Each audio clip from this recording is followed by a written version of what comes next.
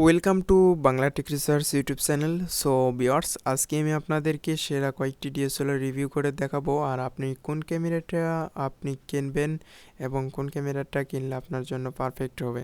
So first time আমি আপনাদেরকে recommend করব, আপনারা ফার্স্ট টাইম যদি ক্যামেরা কেনেন সেক্ষেত্রে যে কয়টি জিনিস আপনারা লক্ষ্য করবেন সেটা হইতেছে যে আপনারা ক্যামেরার মেগাপিক্সেল, ফোকাস এবং আপনারা প্রসেসর এবং আইএসও এই সব কয়টা জিনিস আপনি অবশ্যই ফলো করবেন, কারণ অটো ফোকাস যত বেশি হবে তত আপনার সাবজেক্ট যে ইমেজের কোয়ালিটি, ছোট ছোট বস্তুকে আপনি সঠিকভাবে ওই ক্যামেরাটা কিন্তু ধরতে পারবে।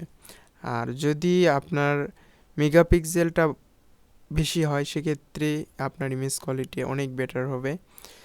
আরেকটা হইতেছে যে আপনার ভিডিওতে দেখবেন যে auto focus, dual pixel auto focus এটা যদি থাকে তাহলে আপনার ভিডিও স্মুথলি আপনার যে ফোকাসটা করবে খুব সুন্দরভাবে ফোকাস হতে থাকবে।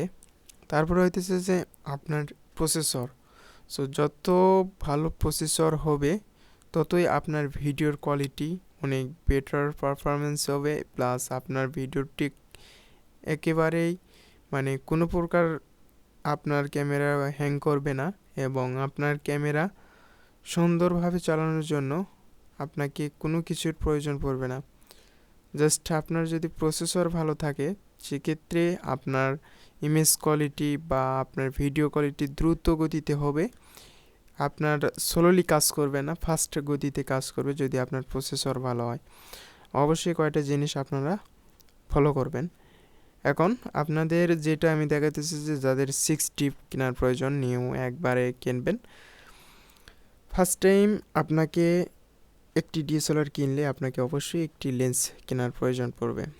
সো অনেকে হয়তো বা মনে করতেছেন যে এই বাজেটে আমি যদি একটি ডিএসএলআর কিনি সেক্ষেত্রে আমি ভালো ইমেজ কোয়ালিটি বা ভালো একটি ভিডিওগ্রাফি করতে পারবো। সো যেহেতু আমি বলবো যে এটা বিগিনার, যারা নতুন কাজ স্টার্ট করতেছেন, টুকটাক ভিডিও করেন বা ইউটিউবে আপনারা ভিডিও করতে চান, YouTubing video, tech related video, বা আপনি অর্থাৎ আপনি ক্লাস নিতে চান বা অন্য অন্য কাজের ক্ষেত্রে বা আপনার নিজস্ব ছবি তুলতে চান, সেক্ষেত্রে আপনি এই ক্যামেরাটা নিতে পারেন। এরপর হইতেছে যে 700D। এই ক্যামেরাটা 18 মেগাপিক্সেল এবং 9টি অটো ফোকাস, এবং এটা আরেকটা দিক হইতেছে যে এই ক্যামেরাটাতে আপনি ডুয়াল পিক্সেল অটো ফোকাস, যেটা আপনি ভিডিওতে ডুয়াল পিক্সেল অটো ফোকাস, ভিডিওতে অটো ফোকাস রয়েছে। আপনি এই ক্যামেরাটা যদি নেন সেক্ষেত্রে আপনি ফটোগ্রাফি প্লাস ভিডিওগ্রাফি দুইটাই করতে পারবেন। আর এটা ভিডিওগ্রাফির জন্য অনেক ভালো একটা পারফরমেন্স দেয়। আমি বলতে চাই যে আপনারা যদি ফার্স্ট একজন বিগিনার হিসেবে ক্যামেরা ক্রয় করতে চান তাহলে অবশ্যই 700Dটা নেওয়ার চেষ্টা করবেন। আর এটার যদি আপনি লেন্স সহ নিতে চান তাহলে এটার বর্তমান প্রাইস পড়বে 34,000 টাকা। আশা করি আপনারা বুঝতে পেরেছেন। এই ক্যামেরাটা যাদের বাজেট কম তারা এটা নিতে পারেন। এখন এরপর যেটা দেখাবো সেটা হতেছে যে 200D Mark II। এটা কিন্তু একটি জনপ্রিয় একটি ক্যামেরা, যারা মূলত 4K রেজুলেশন, অল্প বাজেটে 4K রেজুলেশনে ভিডিও কোয়ালিটি পেতে চান, এবং 24 মেগাপিক্সেলের একটি ক্যামেরা এটা। আর এটার সিমো সেন্সর, এপিএস সিমো সেন্সর, আর এটা কিন্তু ওয়াইফাই, ব্লুটুথ এবং আপনার মাইক্রোফোন সাপোর্টেড। এটার অটো ফোকাস হইতেছে 9টি। সো এই ক্যামেরার আমার জানা মতে সব দিকই ভালো এবং ডেডিকেটেড প্রসেসর। আর এই ক্যামেরার আরেকটা দিক যদি আমি বলি, সব দিক দিয়ে আমার এই ক্যামেরা ভালো লাগছে। জাস্ট একটা দিক, এখানে অটো ফোকাস একটু কম। যদি এটার অটো ফোকাসটা একটু বেশি হইতো তাহলে এটার মান কিন্তু আরও বেড়ে যেত, কারণ এখানে সব কিছুই কোয়ালিটি ভালো। 4K রেজুলেশন ভিডিও করতে পারবেন এবং 1 মেগাপিক্সেল ক্যামেরা, এবং আপনি এখানে ওয়াইফাই ব্লুটুথ সব কিছুই রয়েছে, এবং এখানে আপনার মাইক্রোফোন সাপোর্টেড, সব কিছুই সাপোর্টেড, কিন্তু জাস্ট এখানে ফোকাস পয়েন্ট 9টি। সো আপনারা যদি অল্প বাজেটে, অর্থাৎ যদি 4K অল্প বাজেটে 4K রেজুলেশনে ভিডিও পেতে চান, তাহলে অবশ্যই ক্যানন 200D Mark II এই ক্যামেরাটা নিতে পারেন। সো এরপরে আমি যেটা দেখাবো সেটা হইতেছে যে 770D। যারা প্রফেশনাল মানের কাজ করতে চান বা প্রফেশনাল লুক ক্যামেরার পেতে চান, যেমন এর ওপর একটি মানে ক্যামেরার উপর ডিসপ্লে, অর্থাৎ এখানে কিন্তু একটা মিটার রয়েছে। যারা প্রফেশনাল মানের কাজের জন্য ইউজ করতে চান তাদেরকে বলবো যে ক্যানন 770D, এটার 24.2 মেগাপিক্সেল একটি ক্যামেরা, আর এটার অটোফোকাস 45টে ক্রপস টাইপ অটোফোকাস। সো এটা অটোফোকাসটা দ্রুত ফোকাস করে, প্লাস আপনি ভিডিও এবং ফটোগ্রাফির জন্য এই ক্যামেরাটা নিতে পারেন। এই ক্যামেরার বর্তমান প্রাইস, বডি প্রাইস হইতেছে আপনার 53,000 টাকা। সো আপনারা যদি এই ক্যামেরাটা নিতে চান তাহলে অবশ্যই এই ক্যামেরাটা নিতে পারেন। সো এটা কিন্তু আমি যেটা দেখাইতেছি এখান থেকে ধরুন এখন প্রফেশনাল লেভেলের ক্যামেরা। সো যারা প্রফেশনালি কাজ করতে চান তারা এটা নিতে পারেন।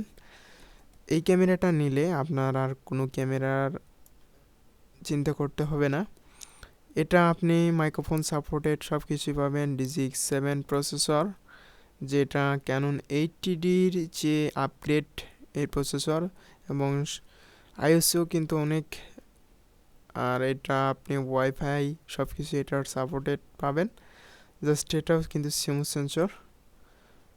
আর এরপরে আমি যেটা দেখাবো সেটা হতেছে যে জনপ্রিয় একটি ক্যামেরা, সেমি প্রফেশনাল বলা যায় এগুলো ক্যামেরাকে, যারা মূলত ভিডিওগ্রাফি, উইডিং বা ফটোগ্রাফি জন্য ক্যামেরা খুঁজতেছেন তাদের জন্য মূলত এই ক্যানন 80D। এই ক্যামেরাতে কি নাই, সব কিছুই আছে কিন্তু এই ক্যামেরাতে। 24 মেগাপিক্সেল ক্যামেরা, এবং এটা স্মুথ সেন্সর, এবং এই ক্যামেরাতে আপনারা পাবেন 45টে অটো ফোকাস, এবং আপনারা ফুল এইচডি কোয়ালিটিতে ভিডিও রেকর্ড করতে পারবেন। মাইক্রোফোন সাপোর্টেড এবং হেডফোন সাপোর্টেড দুইটাই কিন্তু আপনি, অর্থাৎ এটার অন্য যেগুলো ক্যামেরা দেখলেন এতক্ষণ ওইগুলোতে কিন্তু হেডফোন সাপোর্টেড না। সো আপনি ধরুন একটি মাহফিলে ভিডিও রেকর্ড করতেছেন, এখন লাইভ যদি আপনি ভিডিও করেন সেক্ষেত্রে আপনি কিন্তু যদি মাইক্রোফোন যদি আপনার কোনো নষ্ট হয় বা অন্য কোনো প্রবলেম থাকে সেক্ষেত্রে আপনি ভিডিও করতেছেন, বাট আপনার ওইটার রেকর্ডিং অডিও রেকর্ড হইতেছে না, আর সেক্ষেত্রে আপনি কিন্তু বুঝতে পারবেন না। কিন্তু ক্যানন 80D আপনি নিলে আপনি মাইক্রোফোন প্লাস আপনি হেডফোন দুইটা ইউজ করতে পারবেন, যার ফলে আপনি এটা লাইভ চেক করতে পারবেন। এটার একটি মানে এক্সটার্নালভাবে এটা কিন্তু একটু বেশি। যাই হোক, আপনারা এই ক্যামেরার আরেকটি দিক হইতেছে যে ক্যানন, যেটা আমি দেখালাম যে ক্যানন 770D, এটার প্রসেসর হইতেছে যে DSLR 7, আর এটার প্রসেসর হইতেছে যে DSLR 8। এটা 2016 সালে এটা মানে পাবলিশ হয়েছে, আর ওইটা হইতেছে 17 সালে। সো এই ক্যামেরা যেরকম পারফরমেন্স বা আপনারা এখানে দেখতেছেন বেটার কোয়ালিটি কিন্তু এই দুইটাই। সো এখানে একটি জিনিস যে আপনার এখানে মাইক্রোফোন এবং হেডফোন দুইটাই সাপোর্টেড, জাস্ট এখানে মাইক্রোফোনটা সাপোর্টেড। সো আমি আপনাদেরকে বলবো যদি আপনারা প্রফেশনালিভাবে কাজ করতে চান তাহলে আপনার 770D নিলেই যথেষ্ট। আপনার 80D একটু বাজেট কস্ট একটু বেশি হয়। বর্তমান প্রাইস ক্যানন 770Dর চেয়ে 80D কিন্তু অনেক, অর্থাৎ এটার বাজেট ডিফারেন্স আপনার 20K মতো, অর্থাৎ 20,000 টাকার মতো ডিফারেন্স। এই জন্য আমি বলতেছি যে অবশ্যই আপনারা 770D নেওয়ার চেষ্টা করবেন। এরপর হইতেছে যে প্রফেশনাল, একেবারে professional camera Canon EOS 90D, যারা মূলত শর্ট ফিল্ম বা যে কোনো কাজের বলেন না কেন এই ক্যামেরা কিন্তু সব দিক দিয়ে পারফেক্ট। এটা কিন্তু আপনি যেই কাজে বলেন না কেন সব দিক দিয়ে কিন্তু এই ক্যামেরা বেস্ট। এটার কিন্তু অটো ফোকাস 45টা, কিন্তু এটার মেগাপিক্সেল হইতেছে 32 মেগাপিক্সেল। আর এটার প্রসেসর কিন্তু DG8 প্রসেসর। আর এটা আরেকটা দিক হইতেছে যে এটা কিন্তু আপনি 4K রেজুলেশনে ভিডিও রেকর্ড করতে পারবেন। এটা কিন্তু একটি ভালো সুবিধা। এটাতে মাইক্রোফোন, ওয়াইফাই, USB সব কিছুই আপনি এখান থেকে কানেক্ট করতে পারবেন। যারা মূলত প্রফেশনাল মানের কাজ করতে চান, ভিডিওগ্রাফি, ফটোগ্রাফি বা আপনারা বার্ডিংয়ের কাজ করতে চান, তাদের জন্য এই ক্যামেরাটা অনেক বেটার হবে। এটা কিন্তু 32 মেগাপিক্সেল ক্যামেরা, কিন্তু এখানে দেওয়া হয়েছে 24 মেগাপিক্সেল। এখানে ভুল করে দেওয়া হয়েছে, কিন্তু এখানে এটা রিয়েলি আপনার 32 মেগাপিক্সেল ক্যামেরা। সো ভিউয়ার্স, আপনারা অবশ্যই যদি প্রফেশনালভাবে কাজ করতে চান তাহলে ক্যানন EOS 80Dর চেয়ে আপনারা 90D নেওয়ার চেষ্টা করবেন, কারণ 90Dর এটার সব দিক দিয়ে ভালো পারফরমেন্স, প্লাস আপনার এইটার কম্বিনেশন করতে গেলে 80Dর চেয়ে 90D কিন্তু অনেক এগিয়ে। সো আমি আপনাদেরকে যতগুলো ক্যামেরা দেখাইলাম, এর মধ্যেও এখন অনেকের প্রশ্ন থাকে যে এত টাকা বাজেটে আমার তো কেনার শখ ভালো একটি ক্যামেরা। তাদেরকে বলবো যে আপনারা নিউ ক্যামেরা ক্রয় করার চেয়ে আপনারা যদি একটি ইউজড ক্যামেরা যদি দেখে শুনে যদি ক্রয় করার চেষ্টা করেন, যেমন শাটার কাউন্ট 3 থেকে 4 হাজার বা 2 থেকে 3 হাজার এরকম শাটার কাউন্টের মধ্যে যদি আপনারা ইউজড DSLR কেনেন, সেক্ষেত্রে আপনারা কিন্তু অনেক অল্প প্রাইসে পেয়ে যাবেন। যেমন 90D আপনারা 80K টাকা দিয়ে পেয়ে যাবেন। আর এটা অর্থাৎ 90D এটা আপনারা 75 থেকে 78 হাজার টাকার মধ্যে পেয়ে যাবেন। আর 80D পেয়ে যাবেন আপনারা 50 হাজার টাকার মতো। আর 770D পাবেন আপনারা 38 থেকে 40 হাজার টাকার মতো। আর আপনারা 200D Mark II এটাও পেয়ে যাবেন 45 হাজার টাকার মতো। আর এখানে 700D এটা পাবেন আপনারা 22 থেকে 23 হাজার টাকার মতো। আর আপনারা যদি এটা নিতে চান তাহলে অবশ্যই এটা 18 হাজার টাকার মতোই পেয়ে যাবেন। জাস্ট আপনারা যদি ইউজড ক্যামেরা কেনেন সেক্ষেত্রে আপনার অনেক কস্ট ফি কমবে, জাস্ট আপনারা ভালো একটি ক্যামেরা নিতে পারবেন।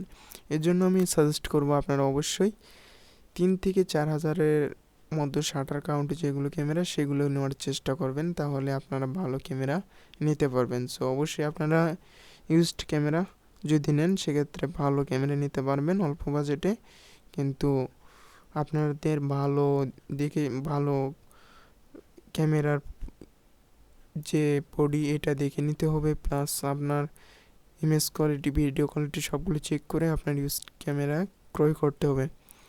সবাই ভালো থাকেন, সুস্থ থাকেন, দেখা হবে নেক্সট একটি টিউটোরিয়ালে।